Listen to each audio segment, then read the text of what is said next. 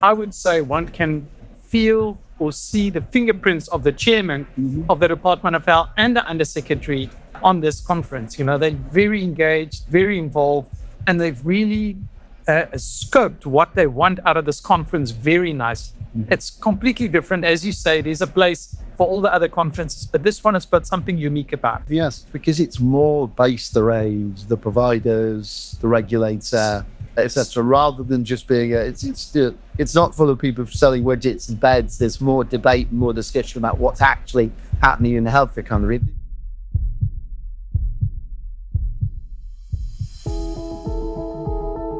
Welcome to Health Beats. We are one of the world's leading international healthcare podcasts. We are supported by Abu Dhabi Global Healthcare Week, and we're at Abu Dhabi Global Healthcare Week for the next few days. The second iteration of this great event here in Abu Dhabi, looking at the health economy of this emirate and the wider region.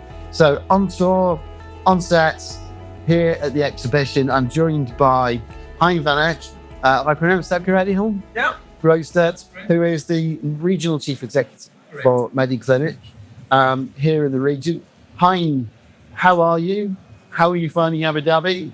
What do you think of this great exhibition, Morgan? Yeah, thank you very much, Steve. It's a pleasure to meet you, and it's wonderful to be here. This is the second edition of this conference, and it's become the go-to one in a very short space of time. Always very exciting, amazing the quality of speakers that they bring, present company excluded, of course. But just the vibe, the exhibitors, it's really the place to be to meet it. It has become very quickly a great event. It's got a slightly different vibe to the Arab Healths and the Global Health in Riyadh. I think a lot of that is probably down to the amount of support that they get from the Department of Health and the fact that it's here to promote Abu Dhabi as a player in the regional health. Absolutely. And I would say one can feel or see the fingerprints of the chairman of the Department of Health and the undersecretary on this conference. You know, they're very engaged, very involved, and they've really scoped what they want out of this conference very nicely. It's completely different. As you say, there's a place for all the other conferences, but this one has got something unique about it. I think it's what it yes, because it's more based around the providers, the regulator, etc., rather than just being it's not full of people selling widgets and beds. There's more debate and more discussion about what's actually happening in the health economy. Yes, I would say in other conferences you had that, but it's more dispersed. Whereas here it's very nicely concentrated, and therefore they're still really, really top speakers for those sessions, which makes a big difference. Yeah, it really does. So we came to the Middle East in 2007 already. At that point in time, we had one hospital and two clinics. Today, you know, we expanded quite significantly. In 2016, we bought the Al Hospital Group in Abu Dhabi. So we basically doubled our size overnight. Today, we have 7 hospitals, 29 clinics, an IVF business for Bornol with 3 clinics, home care business. So it's a very diversified, integrated ecosystem that we're running. So how have you created that journey from being straight hospital provider to having that full ecosystem? What is that journey yet? The journey really starts with making sure you've got a good footprint. It's always good to have a strong footprint, getting the breadth of services out there, because quality doctors also like to work in a system where they can refer their patient to other doctors in adjacent specialties. So that was quite important for us. We were early adopters of the hub and spoke model. All our clinics record into a hospital. So from a clinical perspective and a management perspective, it's integrated. And then slowly we started implementing the digital piece. So we layered the electronic health record, the digital interface with the patients, the telemedicine, all of that really got a good jump start during COVID, as was the case for everybody. And that's really how we pulled it all together, you know, compared to hospital operated at most. As a hospital operator, as the chief executive of hospital plans, how have you seen the way in which you deliver healthcare change since COVID in particular? But I think the jail has been done a lot for longer than what we've been out of the hospital environment into the primary care environment, now into a preventative need.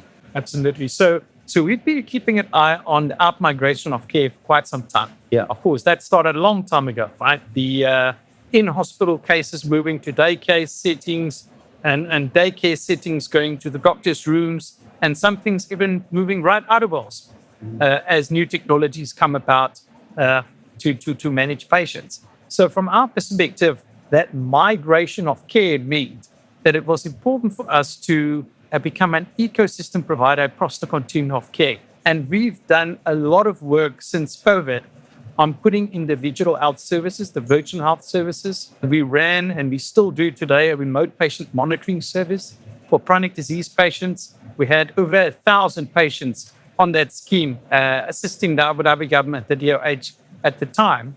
So we monitor them. We've got our home-based care system where we also circle around to make sure that the virtual care and the physical care is integrating in a seamless way.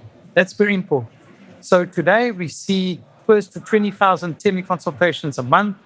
We do 100,000 online bookings, a month. So it's very much the digital part is growing significantly. But for us, digital alone doesn't work.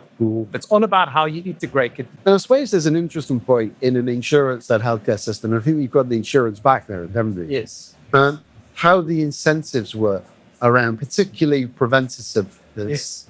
Because at the end of the day, in a traditional fee-for-service market, Yes. the incentive to actually stop somebody from entering the hospital or stop somebody from entering the healthcare in the first place is a bit of an issue or a problem. How does that work here? Are are there incentives in place to keep people well rather than having a little bit? That's an excellent point. So for us, Mediclinic believes fundamentally on wellness and prevention. And the reason why, even though that might go against the obvious incentives, us, we truly believe that if you don't do what's right for the patient, you will get caught out. Mm-hmm. So we believe in that journey, that it certainly is a journey. So we do a lot in prevention, screening. We've got a genetics lab. We do precision medicine and all of those important things. But that whole ecosystem of wellness and prevention still has a long way to go. Because from the insurance perspective, insurers are short-term incentivized. So every year, as you well know, investing in the long term on the prevention side isn't always doesn't make financial sense for us, But the payers are pushing in that direction because the Department of Health is so passionate about it. The UAE government has made it one of the top priorities for healthcare is wellness and prevention, and therefore we have to go on this journey. Now, the thing with this journey is it's a bit of trial and error. There's the consumerism part where people are very interested in it. People are willing to pay for certain things out of pocket, but by and large, the funding component doesn't pick up in a meaningful way. You're not going to see that big wave happening going forward. Is it all ultimately, does it all hinge on the idea of value-based healthcare in creating a system whereby you're paid based on outcomes rather than your activity? Yes, absolutely. It's definitely about value-based care. The thing is, value-based care it takes a very, very deep partnership approach between payers and providers in order to go down that.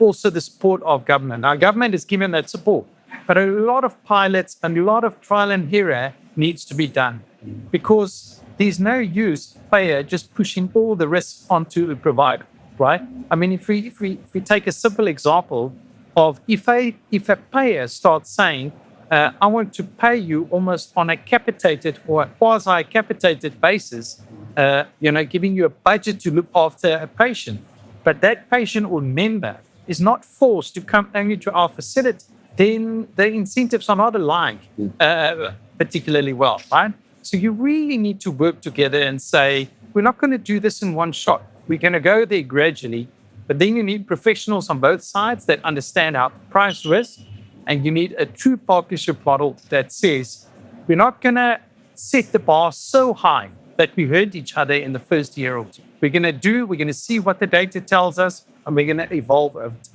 I suppose there's 2 points, though. I mean, at firstly, if we're going to reach a value-based care and outcome-based payment by the system, what's the role of government Is it about this government has to steadily create, as they have here, mandate around the creation of value-based healthcare and developing that partnership? Or can that partnership between payer and provider evolve on its own? Personally, I'm a believer that it's a combination. I think it's important to set the rules of the game, broadly speaking, in this specific area, and then to give some incentives for the industry to develop it themselves. I do think it would be fantastic if government can support in ways like underwriting certain risk-sharing models in the beginning as we learn. And we're all going to learn from that. We all share that data.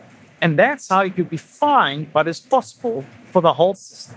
And it's very, very difficult to just come in with a new value-based system, put it into a market. I mean, it causes a lot of disruption. So I like the one, government leads the way, give that sandbox for the payers and providers to work this out with some financial support from the entities. Is there something there interesting, Coach, I think about the way in which value-based care is evolving and is going to evolve? That's the consumerization.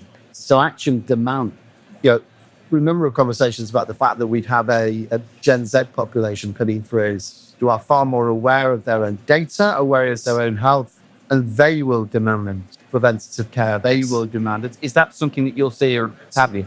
Absolutely. So for us, we are pushing hard at the moment to take some capacity that we can away from the business of today, as we call it, and putting that capacity towards the business of tomorrow, which is the prevention, the personalized care, and all of that.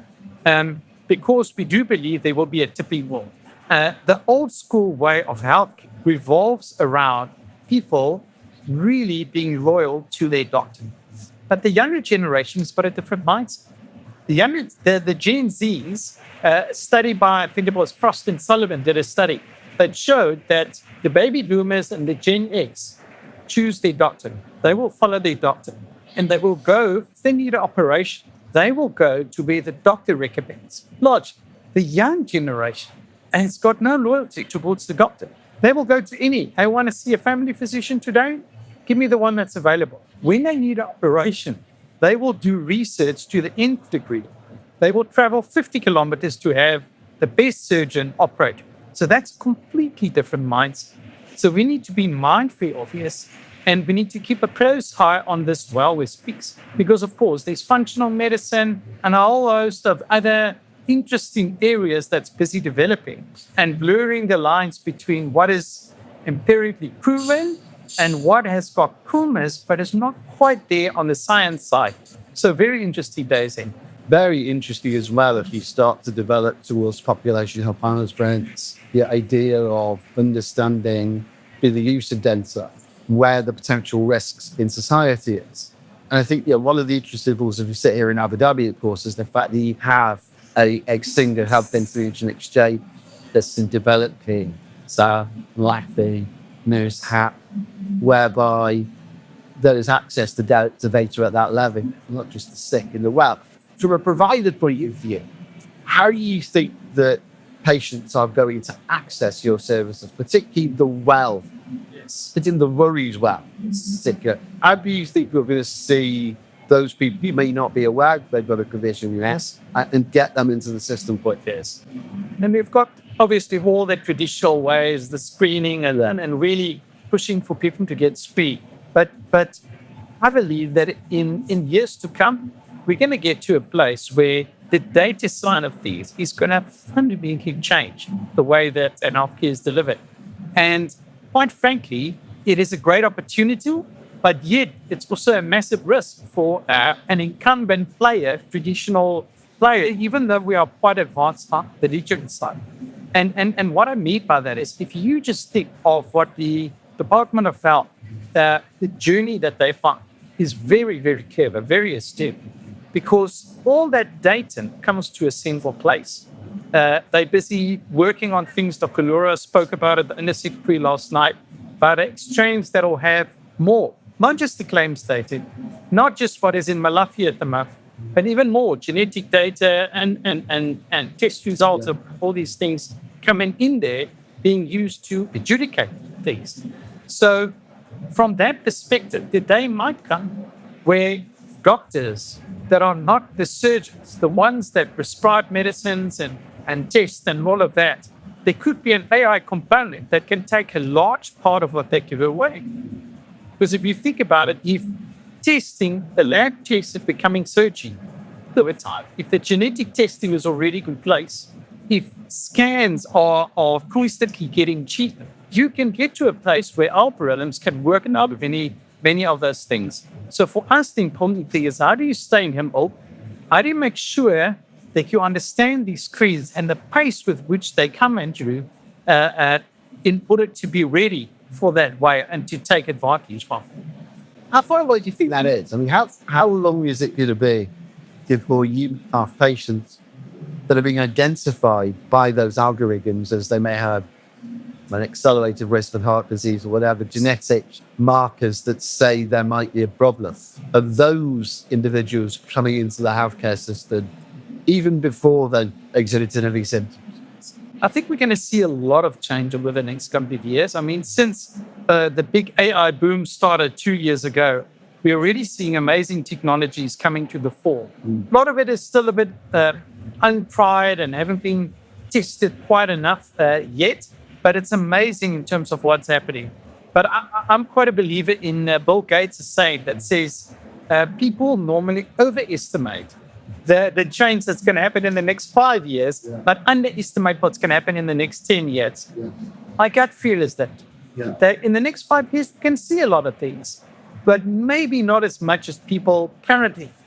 But in 10 years from now, I think we're going to look back and say it's a different world compared to where we were. Do you think when you get to a point where, and for our generation, it goes, I'm going to call the dots, and in the next 10 years, it's going to be, and I get to pull the dots, pull me and tell me I'm going to get what? outside without the drills around. If you're on wearables that starts getting to medical grade, and if you're comfortable being monitored that often, that's a possible future for sure. But Steve, I just want to add one more thing. You mentioned about population health and consumerism. There's also interesting conflict because most health regulators want to push more towards primary healthcare approach. The Department of Health, of course, thought so, and that is the correct way to go about. But what's happening on the consumer side is people want super access. They want to be able to pick up the phone and call a specialist. They don't want to go through the gate, if you will. So there's this interesting sort of tension building up. And I think where the Department of Health has been very pragmatic and clever at the outside is that they've started on this journey and they're basically saying, let's understand the consumerism first. Putting this app in place, they're getting the data, they're understanding the levers, how to influence people gradually, as opposed to walking in one day and implementing a new system for primary care. So I think they're being very pragmatic, very data-driven, because these two things are very difficult. One example, we at Mediclinic, we put in a gatekeeper system for our own staff about 3 years ago. And I have to say, it was extremely challenging, because people, their perception of their healthcare is so much linked to they believe is the right time to speak to a doctor and the level of doctor that they want to speak to.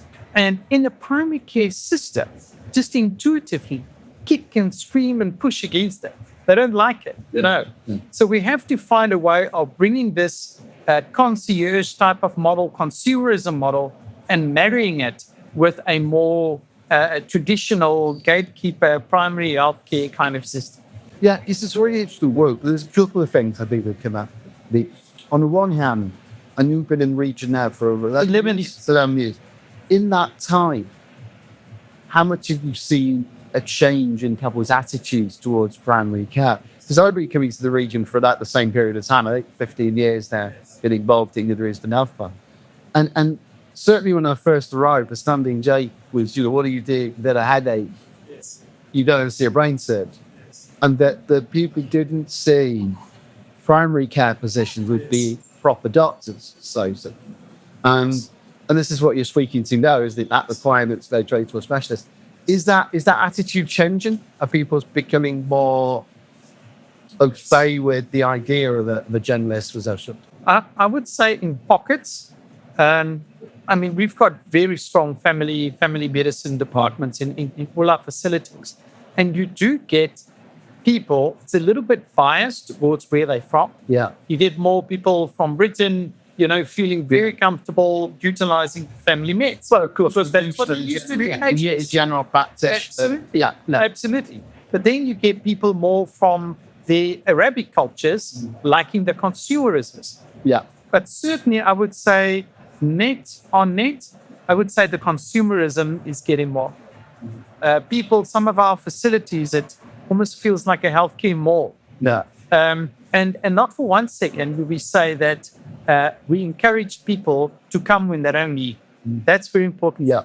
We don't want to make revenue out of people coming and they hypochondriac. Yeah. But at the same time, if somebody has got a problem, their knee is a problem, they can come and see the orthopedic surgeon. They don't have to go to the family visits. What we try and do from our side is to make sure that they don't have to hop between different doctors in order to get the problem solved. Yeah. So, and what we therefore do, if you've got a knee problem, we subspecialize in that specialty. So our doctors, the orthopedic surgeons, can't just do everything. They have to pick two. Yeah. They specialize. So some of them will be hip and knee or knee and shoulder. Others will be hand and elbow. Then at least people with that problem will come to them. The problem will get solved. So get to the bottom of it, I would believe, quicker than would be the past. There is, I think, in most things in life, as in healthcare, there are those laws of unintended consequences. Yes. How do you deal with that situation, which again is prevalent in this part of the world?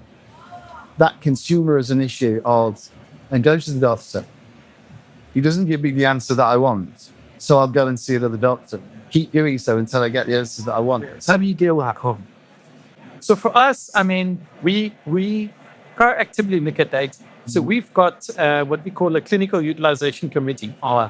We've got dashboards on each and every one of our doctors. Our doctors know that we have dashboards. So it's not like we're doing anything behind their backs. But what we do there is to benchmark them against their peers. Yeah. And the importance for that is we do not want gastroenterologists who certain other specialties becoming almost a family doctor. No. So that gets flagged in that setting because that's not good medicine. But at the same time, if it's a flare-up of an old gastro problem, we certainly don't mind them going straight to the GI. That's absolutely fine for us. So that's how we look at it, So it's about creating a communication network almost and ensuring that the different physicians that the physicians require can see and understand. Exactly. And we do focus on certain areas of care where we build what we call a powerhouse strategy. So we have for oncology, we have for women and child, we've got for cardiac. And what that is all about is to say, in this, we call the pyramid. Some of our facilities only play at the very top end of the pyramid. They do everything, but the top end of the pyramid, only that one facility does because the top expert is there. And everybody in the rest of the ecosystem knows you refer to that doctor if it's that condition. You're not going to be a cowboy and do something that's outside of the scope of practice that you are comfortable with, you're a top expert in. So that is quite important, getting the patient with a specific condition to the right doctor at the right time. Is there an issue, though, if we're going about line and going directed to a specialist, you may not hook up to the comorbidities that sit around a condition? That's a fair comment. That is a fair comment. And that is certainly a risk that we need to manage. What we do from our side, though, is we are very happy for payers to come and tell us if they pick up maybe a doctor that they're not comfortable, for they see a pattern emerging within our facilities that we may not have read. So we're not defensive when it comes to that kind of thing. Of course, it needs to be based on good data. It needs to be sound arguments. But we often listen, not often, you listen to that feedback. When we get that feedback, we always go back to the doctor. Yeah. We say, doctor, this is what they say. This is what we see. Why is this? Sometimes there's a very good reason for it. Sometimes there's not, and it's maybe just bad habits, or somebody is trained with a certain facility and therefore are not used to the way that we do things. But we have that open approach, and I think that's very... When we do about specialties and we talk about individual areas of care, one thing that I think we've seen a big evolution on any part of the road over the last 5 or 10 years is mental health. Yes. Is that something that you'd cultivate as an organisation? Is that an area that you got involved in? And how do you see that side of things developing as well? So mental health is a big focus for us. We are in talks with many companies, to see how we can take that, really drive that to the next level. We've infused it into our primary healthcare, which really it's part of primary healthcare. And somebody shouldn't always jump to the psychologist or the psychiatrist, and it's really good practice in the family needs pick that up. So they use their family medicine force. Yeah. This goes back to the point we made before. You go to your orthopedic surgeon, he's not necessarily bringing the fact that you're slightly depressed because you haven't been able to play football or no HC or this. Correct. So for us, we are actively looking at how we take our psychologists and psychiatrists with new generation ways of accessing mental health. Because I do think we need to lower the bar. The bar is still a bit too much. People that just feel a bit anxious, they feel a little bit depressed, and now they wait till it gets too bad before they access that level of care. So we need to find a way via platforms, via virtual care, for people to access it in a more, let's call it non-threatening way, that they feel comfortable doing it. But we are not there yet. I have to say, we still need to do a lot of this yet. I think you come back to that point about consumerism of your market. Yes. So the fact that you are talking about the insurance-led system, you're talking about what is essentially as much a vendor and customer relationship as a patient and doctor relationship. In that respect, in the 11 years you've been here in Allegiant, how have you seen the awareness of mental health amongst the population in the West? Are people accessing mental health in the right way and at the right times? I think it's certainly improved a lot since I've moved here. I think it used to be very much under the table, under the radar. People had this feeling that people would look at them straight here, or I don't want my boss to know that I'm going for mental health care. So that has certainly improved a lot. I think it's also being pushed forward by the younger generation. It's incredible how open our children are, the Gen Zers, in terms of mental health. They openly talk about it. They're quite comfortable to say, I feel a bit anxious, or, my mindset isn't good. And I quite like that openness. And I think that's also pushing the whole system in the right direction. But are we at the right place yet in terms of people accessing it in the right place at the right time early enough? We're not there yet. I don't think the whole market is not there. So again, it's an interesting point, I think, when you think about mental health and the insurance-led system. When you think about that whole idea about incentives and how the whole piece works, coming from free at the point of delivery health system in the UK, quite often people that have severe mental health conditions, in the insurance-led system, they not end up falling out of the system because their mental health condition may be out of work and therefore they're out of the system.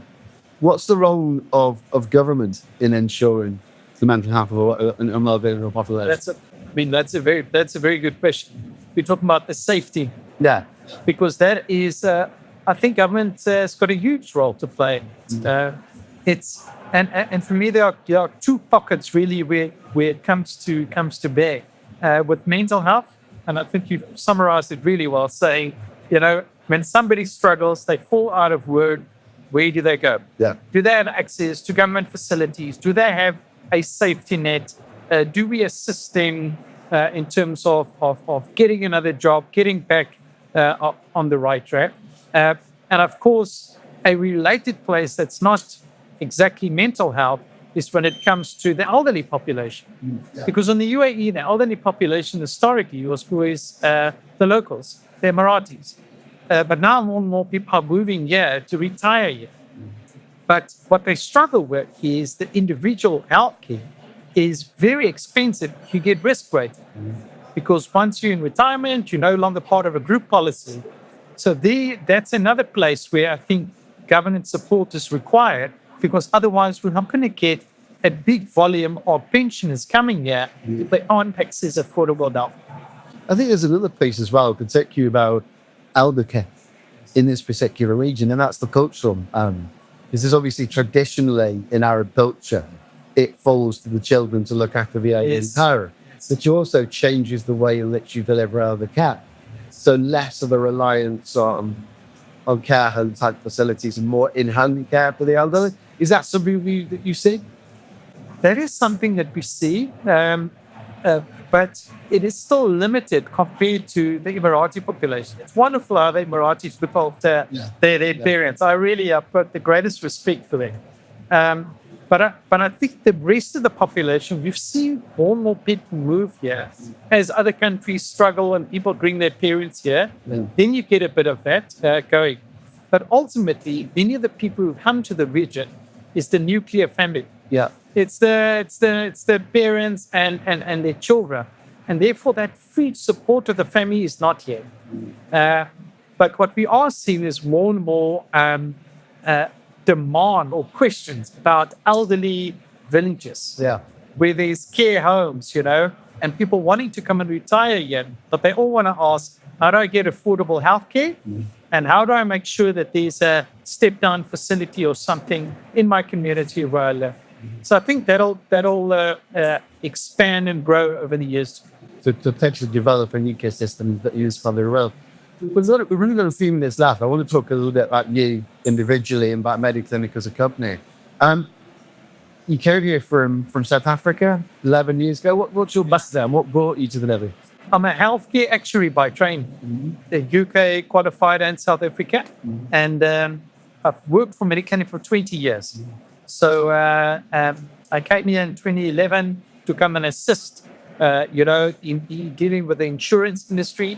Was my background before I met Mediclinic, as you alluded to earlier. I used to be an healthcare actuary, doing benefit design and pricing and reserving work. And then you went to the dark side. I went to the dark side, and then I realized there is no dark side.